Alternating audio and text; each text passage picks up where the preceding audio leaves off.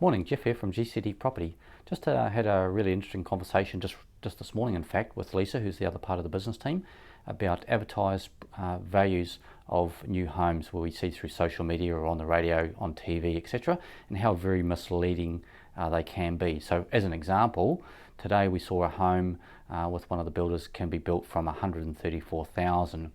Now, after going through many construction builds myself, my own properties, Lisa's currently going through construction, and I'm also helping my daughter at the moment. So I know the real values of building a new home, and I think it's very misleading and not being very honest when you don't have all those costs included, and it's just a hook to get people in, but it's not really being truthful about the true end cost. So there's a lot of costs involved in building a new home, not just the construction itself. So I thought it'd just be really helpful if I can just share that and run through some of the questions that you really need to ask the builder, especially at the display home stage, what is included and what's not, and what the turnkey fixed price will be.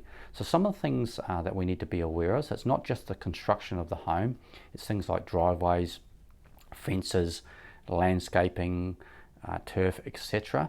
Also, the council infrastructure charges can add a lot of cost, so all the application costs.